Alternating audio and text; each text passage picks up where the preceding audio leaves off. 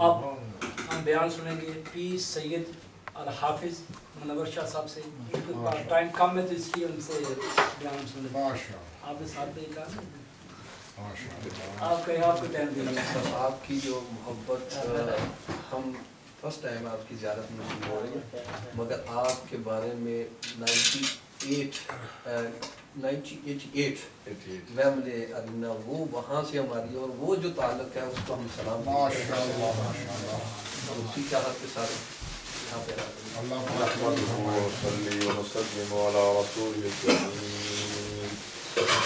أما بعد فأعوذ بالله من الشيطان الرجيم. بسم الله الرحمن الرحيم. يا أيها الذين آمنوا اتقوا الله اتقوا الله وكونوا مع الصادقين. صدق الله مولانا العلي العظيم وبلغنا رسوله النبي الكريم. إن الله وملائكته يصلون على النبي يا أيها الذين آمنوا صلوا عليه وسلموا تسليما. الصلاة والسلام عليك يا سيدي يا رسول الله وعلى آلك وأصحابك يا سيدي يا حبيب الله. الصلاة والسلام عليك يا سيدي يا رسول الله وعلى آلك وأصحابك يا سيدي يا حبيب الله. حضرات علماء کرام، سامعین عزیز وقار، یہ ماہ مبارکہ سفر شریف کا مہینہ ہے اور یہ ماہ مبارکہ اولیاء کرام کے نام سے منسوب ہے. اسی مناسبت سے کیونکہ آج پاکستان میں حضرت داتا گنج بخش علی حویلی کا ان سے مبارک بھی ہو رہا ہے، اسی مناسبت سے میں نے قرآن کریم فرقان حمید سے ایک مختصر آیت کریمہ کی تلاوت کا شرف حاصل کیا ہے. اللہ کریم ارشاد فرما رہے ہیں یا ایھا الذین آمنوا اتقوا اللہ. حکم ہو رہا ہے ایمان والوں کو، اے ایمان والو تقوی اختیار کرو. وکونوا مع الصادقین، اور فرمایا کہ پھر سچوں کے ساتھ ہو جاؤ.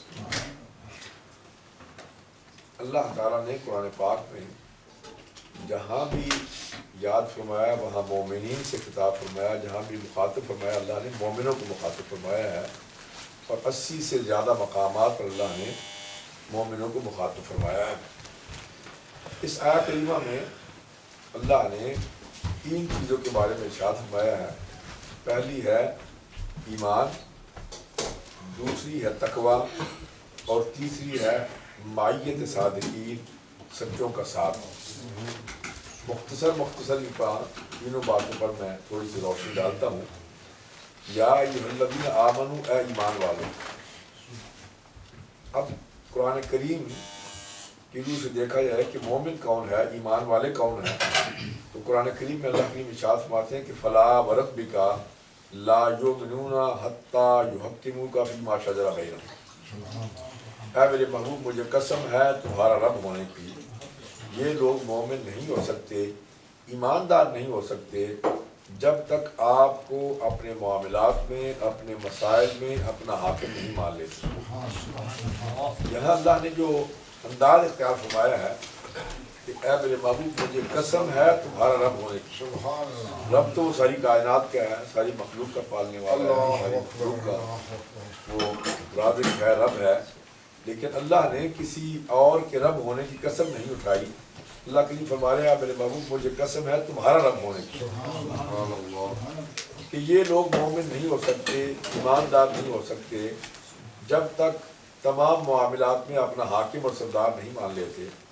اس سے مراد کیا ہے؟ فرمایا کہ جب تک ہماری محبت کا، ہماری عقیدت کا، ہمارے پیار کا یہ عالم نہ ہو جائے کہ ہم ہر کام سے پہلے یہ دیکھیں کہ ہمارے آقا کا کیا ارشاد ہے، ہمارے نبی نے کس طرح سے فرمایا ہے، حضور نے کس طرح سے کیا ہے، جب تک ہماری محبت کا یہ عالم نہ ہو جائے اس وقت تک ایمان کامل نہیں. دوسری آیا کریمہ میں اللہ کریم ارشاد فرماتے ہیں النبی اولا بالمؤمنین من انفسہم، ایمان والے وہ لوگ ہیں جو نبی کریم صلی اللہ علیہ وسلم کو اپنی جانوں سے زیادہ پیارا سمجھتے ہیں۔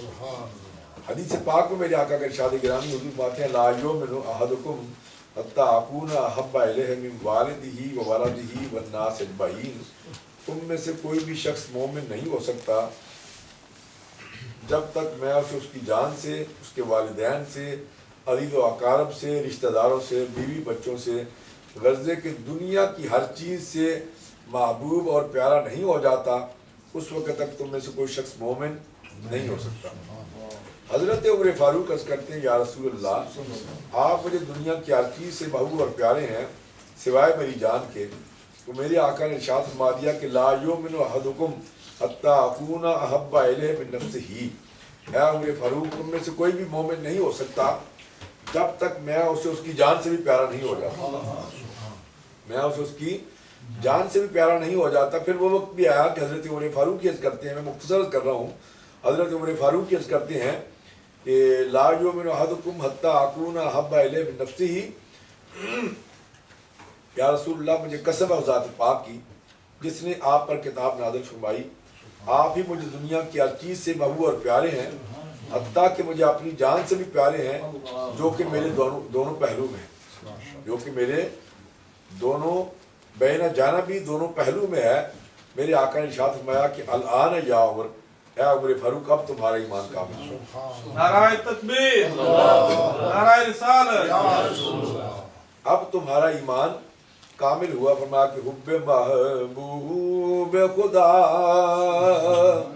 اے دل جسے حاصل نہیں، حب محبوب خدا اے دل جسے حاصل نہیں، لاکھ مومن مگر ایمان میں کامل نہیں، لاکھ مومن مگر ایمان میں کامل نہیں۔ فرمایا کہ وہ انسان اپنے آپ کو لاکھ مومن سمجھتا رہے لیکن اس کا ایمان کامل نہیں۔ ایمان کامل کب ہوگا؟ جب حضور سے محبت کامل ہوگی، اپنے نبی سے پیار کامل ہوگا، حضور سے عقیدت کامل ہوگی۔ تو نبی اور یہ سبق ہمیں صحابہ نے بھی اپنے عمل سے یہ بتایا ہے کہ نبی کریم صلی اللہ علیہ وسلم کی محبت جو ہے وہ عین ایمان ہے، حضور کی محبت جو ہے وہ عین ایمان ہے۔ حضور کے ایک صحابی حضرت صبان حاضر ہوئے، میرے آقا نے ارشاد فرمایا کہ اے صبان آج تم پریشان حال نظر آ رہے ہو، کیا بات ہے؟ بال بکھرے ہوئے ہیں، چہرے سے پریشانی کے آثار نمایاں ہیں۔ عرض کرتے ہیں یا رسول اللہ اور تو کوئی بات نہیں، وجہ صرف یہ ہے کہ یہاں جب میرا دل چاہتا ہے آپ کی زیارت کے لیے تو میں گھر سے نکلتا ہوں، آپ کی بارگاہ میں حاضر ہو جاتا ہوں، آپ کا دیدار کر لیتا ہوں، آپ کو دیکھ لیتا ہوں، مجھے تسکین ہو جاتی ہے، میرے دل کو سکون مل جاتا ہے۔ یا رسول اللہ صرف پریشانی اس بات کی ہو رہی ہے کہ جب دنیا سے جانے کے بعد جنت میں آپ کا تو بڑا بلند مقام ہوگا، آپ کا بڑا مقام ہوگا، آپ تو کہیں بڑے اونچے درجے میں ہوں گے، تو ہم کہیں آپ کے قدموں کی برکت کی نسبت سے ہمیں بھی اگر جنت نصیب ہوگی تو ہم تو کہیں نیچے پڑے ہوں گے۔ تو میں اس لیے پریشان ہو رہا ہوں کہ وہاں اگر میرا دل چاہا آپ کی زیارت کے لیے، آپ کا دیدار کرنے کے لیے، آپ کو دیکھنے کو طبیعت چاہیے تو وہاں میں کیا کروں؟ اس سے پہلے کہ حضور کچھ ارشاد فرماتے ہیں، جبرائیل حاضر ہو گئے، عرض کی یا رسول اللہ، اللہ کریم سلام فرماتے ہیں اور اللہ کریم فرماتے ہیں کہ آپ میرے محبوب اپنے غلاموں کو خوشخبری دے دیجیے، اپنے غلاموں کو خوشخبری دے دیں۔ کس بات کی؟ کیا میرے محبوب جہاں تم ہوگے تمہارے غلام بھی وہیں تمہارے ساتھ ہوں گے، جہاں تم ہوگے تمہارے غلام بھی وہیں تمہارے ساتھ ہوں گے۔ اس لیے کیونکہ ہم اہل اللہ کے اولیاء اللہ کے ماننے والے ہیں، اللہ کے بندوں کے ماننے والے ہیں، اور ہمارا یہ عقیدہ ہے کہ جب ہم اہل اللہ سے نسبت قائم کرتے ہیں، اللہ کے بندوں سے، اللہ کے ولیوں سے اپنا تعلق جوڑتے ہیں، اپنی نسبت قائم کرتے ہیں، تو فرمایا کہ یوم ندعو کل اناس بامام، قیامت کے دن تمہیں تمہارے اماموں کے ناموں سے پکارا جائے گا. قیامت کے دن تمہیں تمہارے اماموں کے ناموں سے پکارا جائے گا، یعنی جن سے آپ کا تعلق ہے، جن سے آپ کی نسبت ہے، جہاں وہ ہوں گے آپ بھی ان کے ساتھ وہیں ہوں گے. تو حضرت سبحان نے جب یہ بات عرض کی، اب صحابہ نے اپنے عمل سے اور نبی کریم محمد مجتبیٰ صلی اللہ علیہ وسلم کی زیارت جو ہے، حضور کا دیکھنا جو ہے، حضور فرماتے ہیں کہ من رعانی فقد رعا الحق، جس نے مجھے دیکھا اس نے عین ذات حق کو دیکھا. حضور فرماتے ہیں انا مرآت الحق، کیونکہ میں اللہ کی انوار و تجلیات کا چمکتا ہوا آفتاب ہوں. انا مرآت الحق، میں اللہ کے انوار و تجلیات کا چمکتا ہوا آفتاب ہوں. حضرت علامہ اسماعیل حقی فرماتے ہیں کہ ان اللہ تعالی جعل نبیہ مرآت لتجلیات ہی و کمالات ہی، بے شک اللہ تعالیٰ نے نبی کریم صلی اللہ علیہ وسلم کو اپنے کمالات کا بھی شیشہ بنا کے بھیجا، اپنے تجلیات کا بھی شیشہ بنا کے بھیجا. اللہ کے کمالات کو دیکھنا چاہو محبوب مصطفیٰ میں دیکھ لو، اللہ کے تجلیات کو دیکھنا چاہو محبوب مصطفیٰ میں دیکھ لو. اور کہ ان المقام المحمدی صلی اللہ علیہ وسلم هو الجامع للکمالات الحقیۃ والکمالات الخلقیۃ صورتا و معنا برزخا بین الحقائق الحقیۃ والحقائق الخلقیۃ. فرمایا کہ حضور کا مقام جو ہے ان المقام المحمدی صلی اللہ علیہ وسلم، حضور کا وہ مقام ہے کہ حضور کی ذات گرامی جو ہے وہ جامع ہے تمام کمالات حق کی بھی اور جامع ہے تمام کمالات خلق کی بھی. یعنی اللہ نے تمام کائنات کو جو کمالات و موجودات عطا فرمائے ان کی جامع حضور کی ذات پاک. تمام کائنات کو حضرت غوث پاک کے زمانے میں ایک شخص، ایک پادری جو ہے، وہ لوگوں کا ایمان ضائع کرتا پھر رہا تھا اور دلیل یہ دیتا تھا کہ ہمارے نبی کا مقام تمہارے نبی سے زیادہ ہے، کیونکہ ہمارے نبی نے مردوں کو زندہ کیا ہے، کوڑ والوں کو شفا دی ہے، قرآن نے جس چیز کا ذکر کیا ہے. تمہارے نبی سے یہ ایسی کوئی بات صادر نہیں ہوئی کہ تمہارے نبی کا یہ کوئی معجزہ ہو. تو ہمارے نبی نے مردوں کو زندہ کیا ہے. تو سیدھے سادھے لوگ اس کی دام تدبیر میں آ جاتے ہیں. جب حضرت غوث پاک کو پتہ چلا تو آپ نے کہا کہ اس کو میرے پاس لے کے آئیں، اس کو بلائیں، میں اس کو بات کرتا ہوں. جب وہ آیا تو آپ نے کہا کہ میں نے سنا ہے کہ تو اس طرح سے کہہ رہا ہے اور لوگوں کے ایمان کو ضائع کر رہا ہے. اس نے کہا جی بالکل، قرآن میں اس کا ثبوت ہے. آپ نے فرمایا کہ ہمارے نبی کے تو وہ معجزات ہیں، یہ جو جن کا تم ذکر کر رہے ہو یہ تو حضور کے ادنا غلاموں کے یہ مقامات ہیں. جن کا تم ذکر کر رہے ہو یہ تو حضور کے ادنا غلاموں کے یہ مقام حاصل ہے. ہمارے نبی کے تو وہ معجزے ہیں، چاند اس کو 2 ٹکڑے کرنا، سورج ڈوب چکے ہیں، آج تک ان پر دنیا کوئی مثال نہیں پیش کر سکتی کہ سورج ڈوب جائے، دنیا کی کوئی طاقت اس کو واپس نہیں لے کے آ سکتی. سورج ڈوب چکا ہے، میرے آقا انگلی سے اشارہ فرماتے ہیں ڈوبا سورج جو ہے وہ واپس آ جاتا ہے. آپ نے واقعہ تو سنا ہوگا کہ حضرت مولا کائنات آپ نے نماز عصر ابھی ادا کرنی ہے، حضور نے نماز عصر ادا کر لی ہے. حضور تشریف لائے، حضرت مولا کائنات کی گود میں حضور سر رکھ کے لیٹ گئے. مختصرت کر رہا ہوں تو رکھ کے لیٹ گئے. اب حضور آرام فرمایا ہے. حضرت علی دیکھتے ہیں سورج جو ہے وہ غروب ہو رہا ہے. آپ خیال کرتے ہیں کہ میں نے نماز عصر ادا کرنی ہے، حضور کو بیدار کرتا ہوں تو حضور کے آرام میں خلل واقعہ ہوتا ہے، اور اگر بیدار نہیں کرتا تو میری نماز عصر جو ہے وہ قضا ہوتی ہے. اور علی کی بچپن سے لے کے آج تک نماز کوئی قضا ہوئی نہیں، تکبیر اولیٰ تک فوت نہیں ہوئی، قضا نہیں ہوئی. تو اب نماز عصر جو ہے وہ جاتی ہے تو دل میں خیال کرتے ہیں کہ کیا کروں، حضور کو بیدار کروں، نماز عصر ادا کروں، یا حضور کے آرام کا خیال کروں. خیال آتا ہے کہ اے علی نمازیں گر قضا ہوں پھر ادا ہوں، علی نمازیں گر قضا ہو پھر ادا ہو، علی نگاہوں کی قضائیں کب ادا ہو، علی نگاہوں کی قضائیں کب ادا ہو. کیونکہ حضور کا فرمان کہ من رعانی فقد رعا الحق، جس نے مجھے دیکھ لیا اس نے اللہ کو دیکھ لیا. اب اسی خیال میں کہ حضور کے آرام میں خلل واقعہ نہ ہو تو حضور کا دیدار کرتے جا رہے ہیں. اتنے میں سورج جو ہے وہ غروب ہو گیا. سورج غروب ہو گیا. حضرت علی کی آنکھوں سے آنسو جاری ہوئے. حضور بیدار ہوئے. حضور نے پوچھا کہ علی تجھے کس چیز نے رلایا؟ عرض کی یا رسول اللہ میری نماز عصر قضا ہو، میری نماز عصر. آج ہمیں اس بات کا خیال ہی نہیں ہے. ہماری ایک چھوڑ کے ساری قضا ہوتی رہتی ہیں، قضا چھوڑ کے ویسے ہی جاتی رہتی ہیں، ہم نے کبھی خیال ہی نہیں کیا. تو نماز عصر قضا ہو گئی. حضور نے فرمایا کہ قضا ہو گیا تو قضا بھی پڑھی جا سکتی ہے. حضرت علی کے دل میں خیال آیا کہ علی کی نماز حضور کے آرام پہ اور حضور کی اتباع میں، حضور کی تابع داری میں نماز قضا ہوئی ہے، اور علی کے نامہ اعمال میں قضا لکھی جائے۔ خیال آیا حضرت علی کے دل میں، میرے آقا کھڑے ہو گئے، عرض کیا مولا علی کی نماز تیری اور تیرے رسول کی اطاعت میں قضا ہوئی۔ الفاظ کیا ہے کہ علی کی نماز تیری اور تیرے رسول کی، اب اللہ کی اطاعت تو یہ تھی کہ نماز ادا کر لی جاتی، لیکن قرآن یہ بتا رہا ہے کہ وَمَن يُطِعِ الرَّسُولَ فَقَدْ أَطَاعَ اللَّهَ، رسول اللہ کی اطاعت ہی در حقیقت خدا کی اطاعت ہے، رسول اللہ کی اطاعت ہی در حقیقت خدا کی اطاعت ہے۔ تو کیونکہ اللہ کی اطاعت تو یہ تھی کہ نماز ادا کر لی جاتی، لیکن قرآن نے یہ بتا دیا کہ رسول اللہ کی اطاعت ہی در حقیقت ہے۔ حضور کھڑے ہو گئے، عرض کیا مولا علی کی نماز تیری اور تیرے رسول کی اطاعت میں قضا ہوئی ہے، علی نماز ادا کرنا چاہتا ہے۔ سورج کو واپس پلٹانا تاکہ علی نماز ادا کر سکے۔ میرے آقا کی انگلی کا اشارہ ہوا تو انگلی کے اشارے سے ہی سورج پلٹ کے واپس آ گیا۔ ڈوبا ہوا سورج کبھی واپس نہیں آتا، ڈوبا ہوا سورج واپس آ گیا۔ حضور نے فرمایا کہ علی نماز ادا کر لو۔ حضرت علی نے نماز ادا کی، سورج واپس چلا گیا۔ عرض یہ کر رہا تھا کہ حضرت غوث پاک نے فرمایا کہ جس بات کا تم ذکر کر رہے ہو یہ مقام تو حضور کے ادنا غلاموں کو حاصل ہے، تم کہتے ہو مردوں کو زندہ کرنا، جس کو کہو میں زندہ کر کے دکھاتا ہوں۔ قبرستان میں چلے گئے، ایک پرانی سی قبر کی طرف انہوں نے اشارہ کیا۔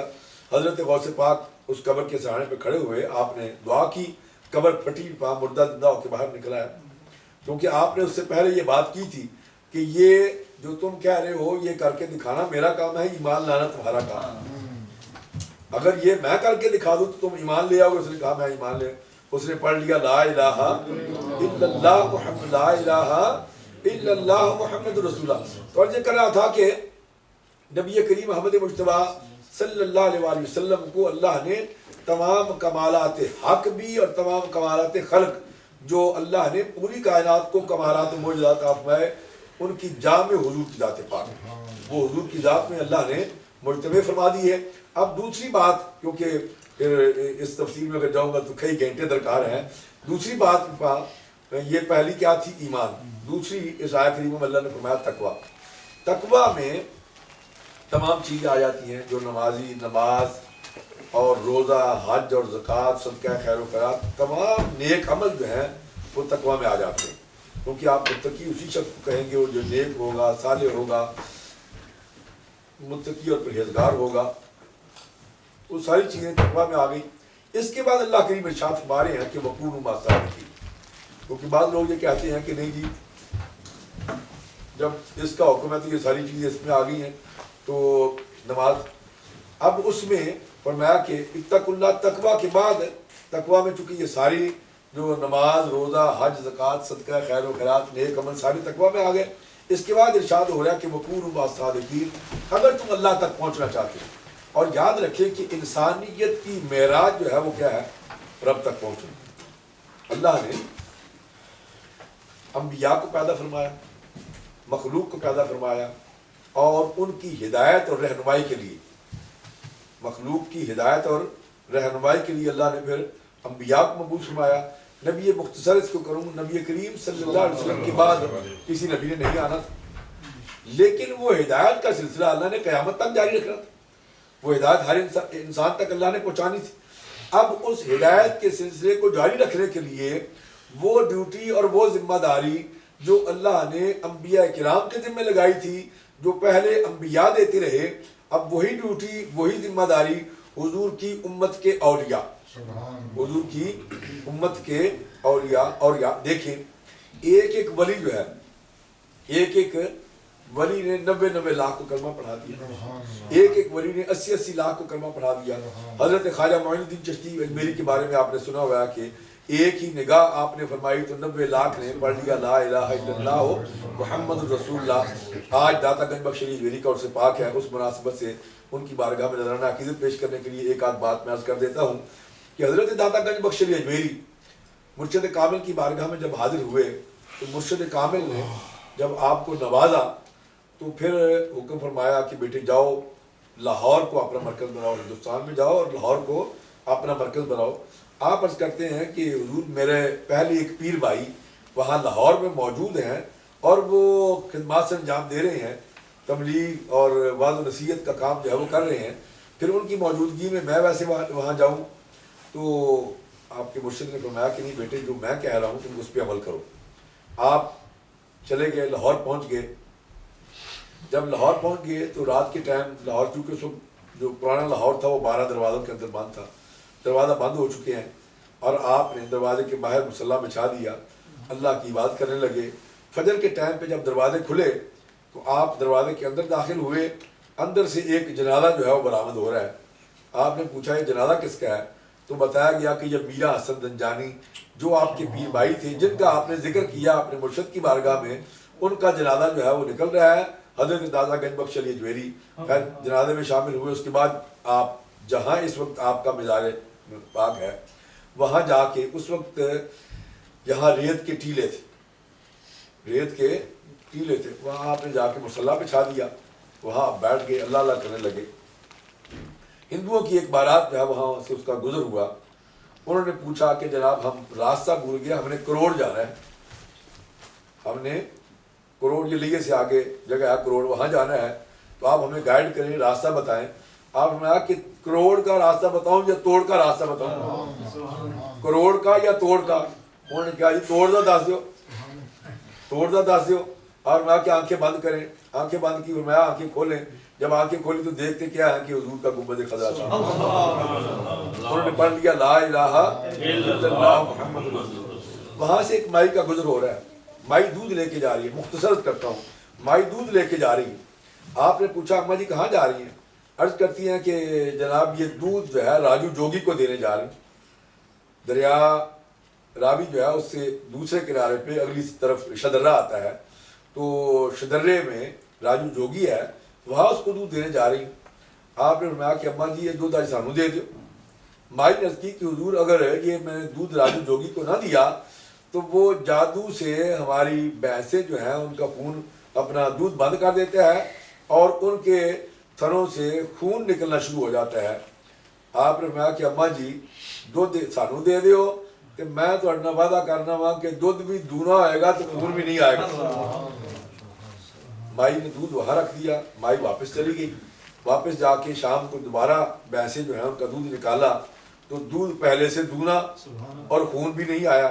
مائی نے سارے علاقے میں, چونکہ وہ گوالوں کا علاقہ تھا, گجروں کا علاقہ تھا, سارے گجر تھے, سب علاقے میں مائی نے بتا دیا کہ آج میں, کیونکہ وہ سارے گجر ایک وقت کا دودھ راجو جوگی کو دیتے تھے, تو مائی نے جب سب کو بتایا تو دوسرے دن سارے گجر جو ہیں وہ ایک وقت کا دودھ لے کے حضرت داتا گنج بخش علی اجویری کی بارگاہ میں حاضر ہو گئے اور دودھ لا کے پیش کیا, آپ کی بارگاہ میں نذرانہ پیش کیا.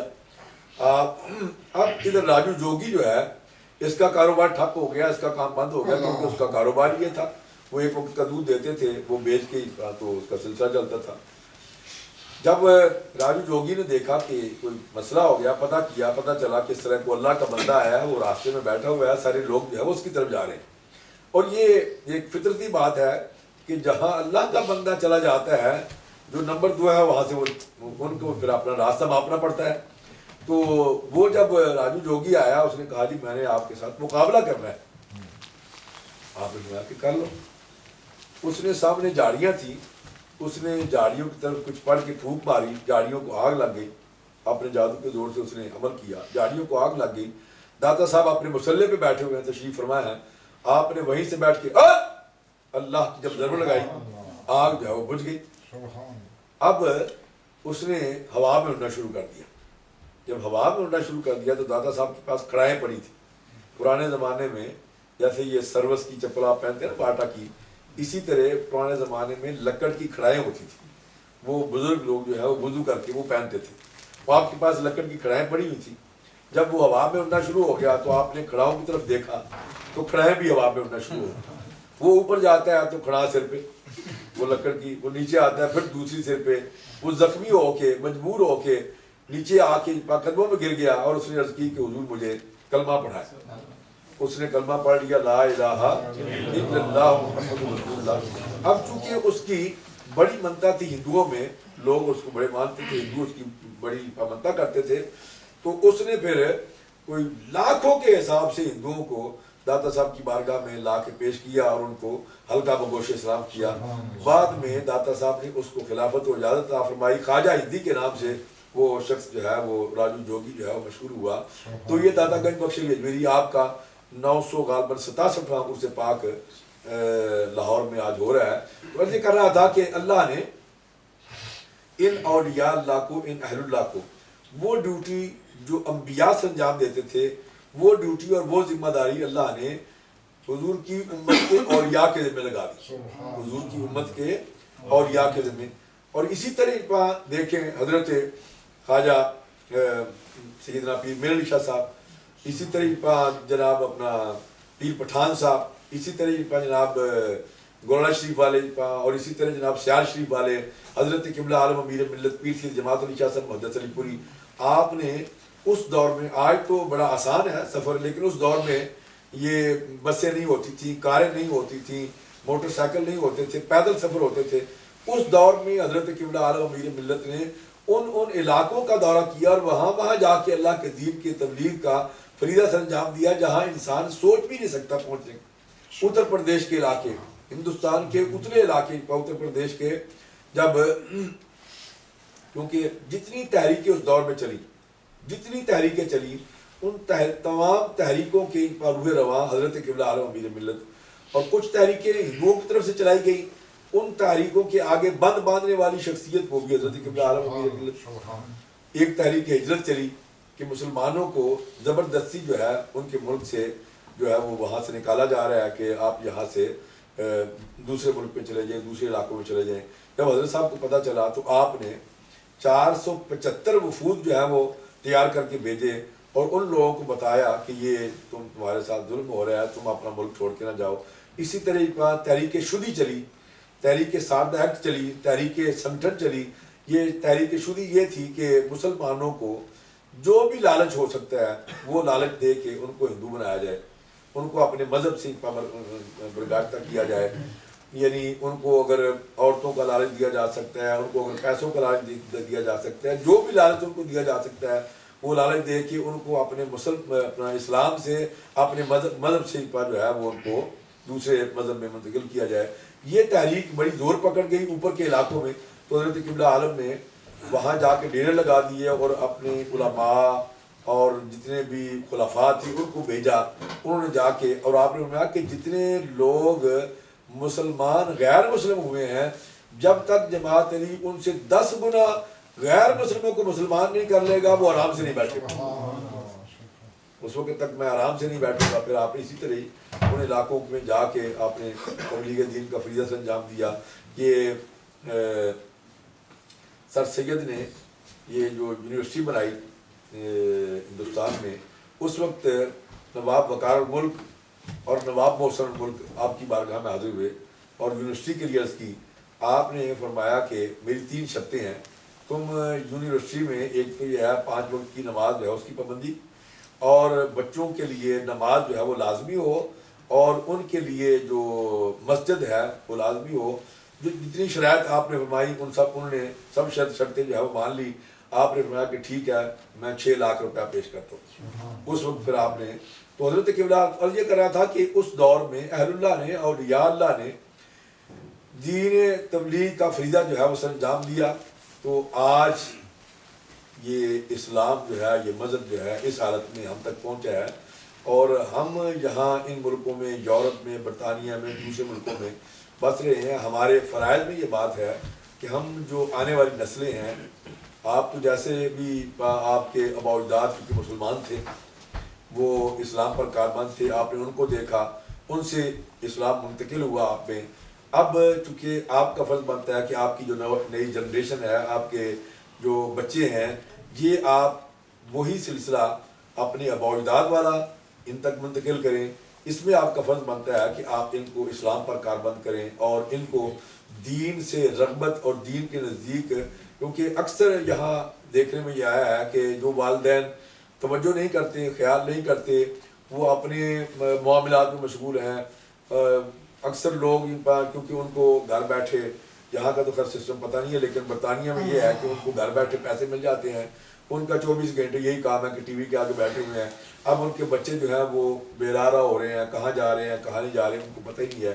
تو کل کو قیامت کے دن اس کی پوچھ گچھ جو ہے وہ ان سے ہوگی. تو اسی طریقہ یہاں بھی ہمارا یہ فرض بنتا ہے کہ ہم نے اپنے بچوں کا خیال کریں, ان کی تربیت جو ہے اس کا خیال کریں. اللہ تعالیٰ میری اور آپ کی ان مختصر سی معروضات کو اپنی بارگاہ میں شرف قبول عطا فرمائے. وآخر دعوانا الحمدللہ رب العالمین. کھڑے ہو جائیں, سلام کا ایک شعر پڑھ لیتے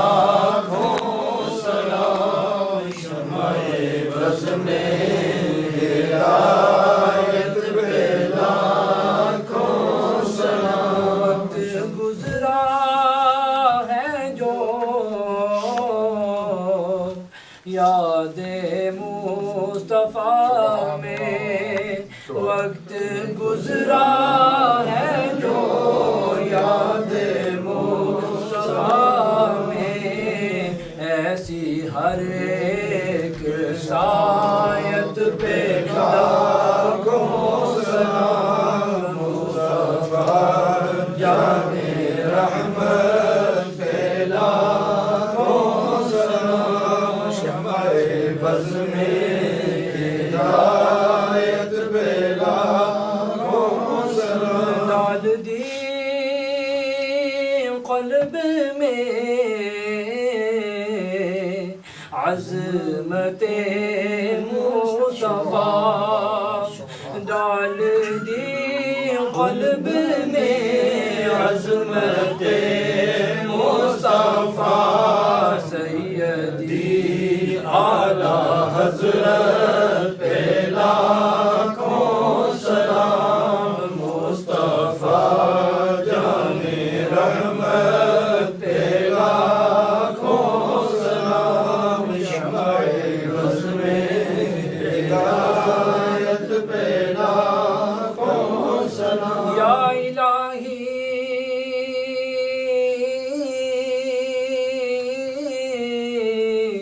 واسطائے آل رسول, یہ سلام